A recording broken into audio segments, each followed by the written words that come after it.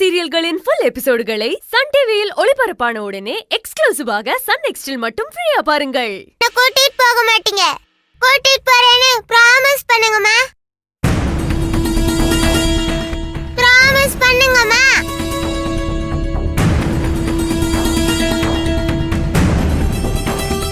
சரி சரி, உன்னை கூட்டிட்டு போறேன்.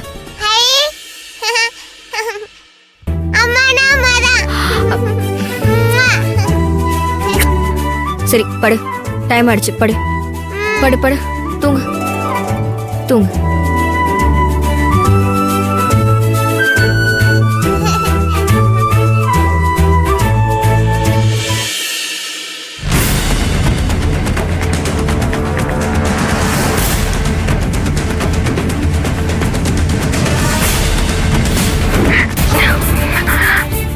சுந்தரி, எல்லாரும் சொல்ற மாதிரி நீதான் இந்த குழந்தைக்கு தாய். நான் வெறும் பெத்தவதான். இந்த குழந்தைக்கு அம்மாவா இருக்கிற தகுதி உனக்குதான் இருக்கு. சுந்தரி, எந்த காரணத்து கொண்டும் கார்த்திக் கைக்கு மட்டும் குழந்தை போயிடக்கூடாது. நீ கொடுக்க மாட்டேங்கிற நம்பிக்கையோட போற. தயவு செஞ்சு என்னை யாருமே தேடாதீங்க.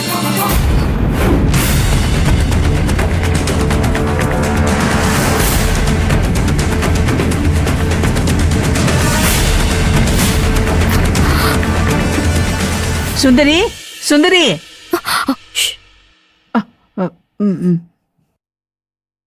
உங்ககிட்ட ஒண்ணு சொல்லணும் தா. இங்க வா. ஈரப்பதா தூங்குறா.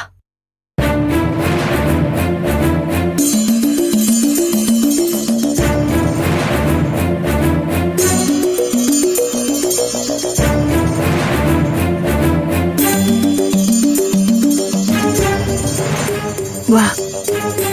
என்ன பத்தா, தூங்கலையா?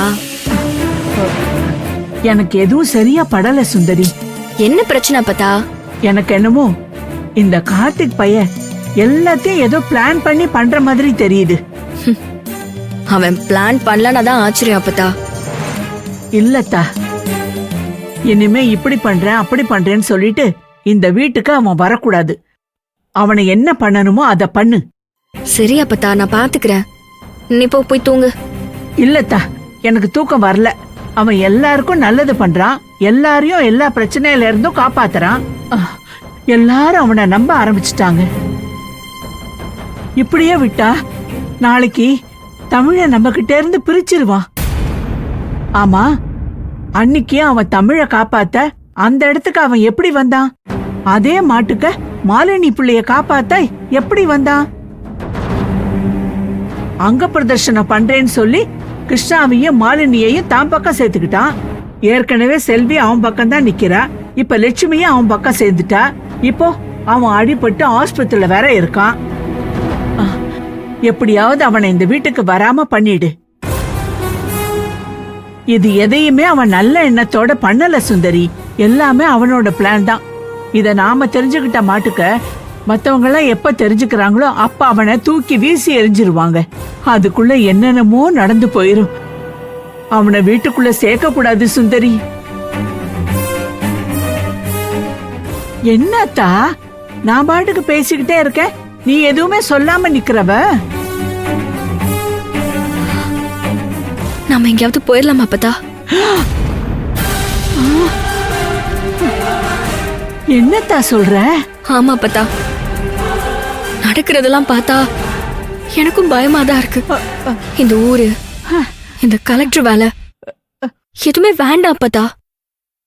நம்ம தமிழ கூட்டிட்டு 3 பேர் மட்டும் எங்கேயாவது போயிடலாம் பத்தா.